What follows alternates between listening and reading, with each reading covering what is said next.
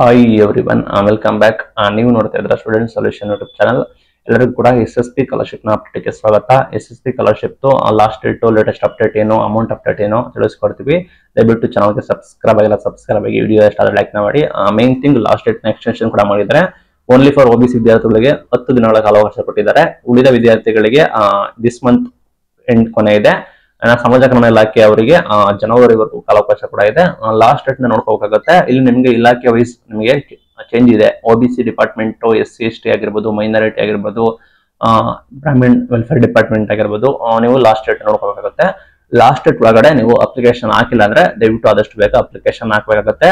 ಸಾಕಷ್ಟು ಜನ ಅಮೌಂಟೇ ಬರ್ತಾ ಇಲ್ಲ, ಏನಕ್ಕೆ ಅಪ್ಲಿಕೇಶನ್ ಹಾಕ್ಬೇಕು ಅಂತ ಕೇಳ್ತಾ ಇದ್ದಾರೆ. ಅಪ್ಲಿಕೇಶನ್ ಅನ್ನೋದು ನಿಮ್ಮ ಕರ್ತವ್ಯ, ಹಾಕಿ ನಿಮಗೆ ಹಾಸ್ಟೆಲ್ ಅಲ್ಲಿ ಇದ್ರೆ ಹಾಸ್ಟೆಲ್ ಅಲೋವೆನ್ಸ್ ಕೂಡ ಬರುತ್ತೆ. ಕಾಲೇಜಲ್ಲಿ ಇದ್ರೆ ನಿಮಗೆ ಫೀಸ್ ರಿಇಂಬರ್ಸ್ಮೆಂಟ್ ಆಗಿ ನಿಮ್ಮ ಫೀಸ್ ರಿಫಂಡ್ ಕೂಡ ಆಗುತ್ತೆ.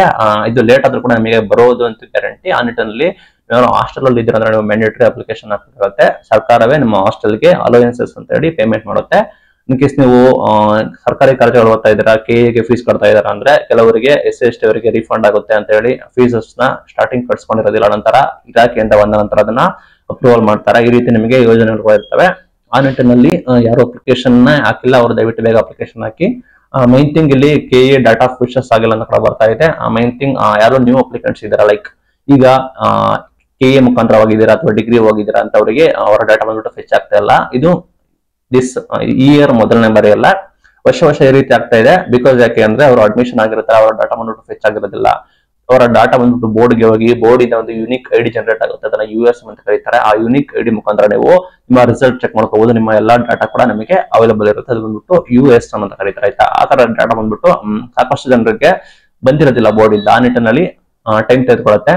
ಅಂತವ್ರು ಏನ್ ಮಾಡ್ಬೇಕಾಗತ್ತೆ ಅಂದ್ರೆ ವೆಯ್ಟ್ ಮಾಡ್ಬೇಕಾಗತ್ತೆ. ಒಂದು, ನಿಮ್ಮ ಕಾಲೇಜಿನ ಡಿಪಾರ್ಟ್ಮೆಂಟ್ ಅವ್ರನ್ನ ಕೇಳಿ ಈ ರೀತಿ ಆಗ್ತಾ ಇದೆ ಅಂತ. ಎಲ್ಲರಿಗೂ ಕೂಡ ಕಾಮನ್ ಆಗಿದೆ, ಲೈಕ್ ಎಲ್ಲರಿಗೂ ಕೂಡ ಬಂದಿಲ್ಲ ಅಂದ್ರೆ ನಿಮಗೆ ತಲೆ ಕೆಡಿಸ್ಕೊಳ್ಳೋಗುತ್ತೆ. ಎಲ್ಲರಿಗೂ ಕೂಡ ಬಂದಿಲ್ಲ ಅಂದ್ರೆ ಸರ್ಕಾರವೇ ತಪ್ಪಿರುತ್ತೆ, ಸರ್ಕಾರವೇ ಎಕ್ಸ್ಟೆನ್ಷನ್ ಕೂಡ ಮಾಡುತ್ತೆ. ಬಟ್ ಯಾರೆಲ್ಲ ರಿನ್ಯೂವಲ್ ಇದ್ದೀರಾ, ಲೈಕ್ ಸೆಕೆಂಡ್ ಇಯರ್ ಡಿಗ್ರಿ ಅಥವಾ ಥರ್ಡ್ ಇಯರ್ ಅಥವಾ ಫೈನಲ್ ಇಯರ್ ಡಿಗ್ರಿ ಇದ್ದೀರಾ, ಅವರು ಈ ಹಿಂದಿನ ಅಪ್ಲಿಕೇಶನ್ ಹಾಕಿರ್ತೀರಾ, ರಿನ್ಯೂವಲ್ ಇದ್ದೀರಾ, ಅವರು ಆದಷ್ಟು ಬೇಗ ಅಪ್ಲಿಕೇಶನ್ಸ್ ಹಾಕಿ. ಲಾಸ್ಟ್ ಡೇಟ್ ಒಳಗಡೆ ನೀವು ಅಪ್ಲಿಕೇಶನ್ ಹಾಕಿದ್ರೆ ನಿಮಗೆ ಸೂಕ್ತ ಆಗುತ್ತೆ. ಇಲ್ಲ ಡೇಟ್ ಎಂಡ್ ಆದ್ರೆ ನಿಮಗೆ ಸ್ಕಾಲರ್ಶಿಪ್ ಕೂಡ ಬರೋದಿಲ್ಲ. ನಿಮ್ಗೆ ಹಾಸ್ಟೆಲ್ ಇದ್ರೆ ಹಾಸ್ಟೆಲ್ ಅಲೋವೆನ್ಸ್ ಬರೋದಿಲ್ಲ. ನೀವು ಡೇ ಸ್ಕಾಲರ್ ಆಗಿದ್ರೆ ನಿಮಗೆ ಅಲೋವೆನ್ಸ್ ಬರೋದಿಲ್ಲ. ವಿದ್ಯಾರ್ಥಿ ಅಲೋವೆನ್ಸ್ ಕೂಡ ಬರೋದಿಲ್ಲ. ಫೀಸ್ ರಿಫಂಡ್ ಕೂಡ ಆಗೋದಿಲ್ಲ. ಈ ರೀತಿ ಸಮಸ್ಯೆ ಕೂಡ ಇರುತ್ತೆ. ನೀವೇನಾದ್ರು ಗೌರ್ಮೆಂಟ್ ಕಾಲೇಜಸ್ ಓದಿರ್ತೀರ ಅಂದ್ರೆ, ಯೂನಿವರ್ಸಿಟಿಗೆ ಫೀಸ್ ಕಟ್ಟಿರ್ತೀರ ಅಂದ್ರೆ ಫೀಸ್ ರಿಫಂಡ್ ಕೂಡ ಆಗೋದಿಲ್ಲ, ನಿಮಗೆ ಸಮಸ್ಯೆ ಆಗ್ಬೋದು. ಯಾರು ರಿನ್ಯೂವಲ್ ಇದ್ರೆ ಆದಷ್ಟು ಬೇಗ ಅಪ್ಲಿಕೇಶನ್ಸ್ ಹಾಕಿ. ಫ್ರೆಶರ್ಸ್ ವಿದ್ಯಾರ್ಥಿಗಳಿಗೆ ಡಾಟಾ ಫಿಶಸ್ ಆಗ್ತಿಲ್ಲ ಅಂತ ಇದ್ರೆ ಅವರು ಡೋಂಟ್ ವೇರಿ, ನಿಮಗೆ ಲಾಸ್ಟ್ ಡೇಟ್ ನ ಎಕ್ಸ್ಟೆನ್ಷನ್ ಕೂಡ ಮಾಡ್ತಾರೆ, ಮಾಡಲೇಬೇಕಾಗುತ್ತೆ.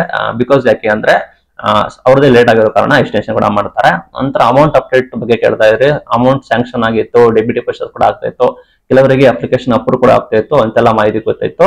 ಯಾರಿಗಾದ್ರೂ ನಿಮಗೆ ಲೈಕ್ ಯಾರೆಲ್ಲ ಓಲ್ಡ್ ವಿದ್ಯಾರ್ಥಿಗಳು ಇದ್ದೀರಾ, SC ST OBC ಮೈನಾರಿಟಿ ಆಗಿರ್ಬೋದು, ನಿಮ್ಗೆ ಏನಾದ್ರು ದಿಸ್ ಮಂತ್ ನಿಮಗೆ ಈ ಮಂತ್ ನಿಮಗೆ ಸ್ಕಾಲರ್ಶಿಪ್ ಬಂತ, ಯಾವ್ದಾದ್ರು ನಿಮಗೆ ಅಮೌಂಟ್ ಕ್ರೆಡಿಟ್ ಕೂಡ ಆಗಿದೆಯಾ ಅಥವಾ ಸ್ಯಾಂಕ್ಷನ್ ಆದ್ರೂ ಆಯ್ತಾ, ನಿಮಗೆ ಲೈಕ್ ಅಮೌಂಟ್ ಇರುತ್ತೆ ನಿಮ್ಮ ಖಾತೆ ಸ್ಯಾಂಕ್ಷನ್ ಆಗಿದೆಯಾ ಅಂತ ಹೇಳಿ ದಯವಿಟ್ಟು ಕಮೆಂಟ್ ಮೂಲಕ ತಿಳಿಸಿ. ನಾವು ನಿಮಗೆ ಇದೇ ರೀತಿ ವಿಡಿಯೋಸ್ ನಿಮಗೆ ಕೊಡ್ತಾ ಹೋಗ್ತೀವಿ. ಇದು ಇವತ್ತಿನ video. Thank you for watching. Thank you.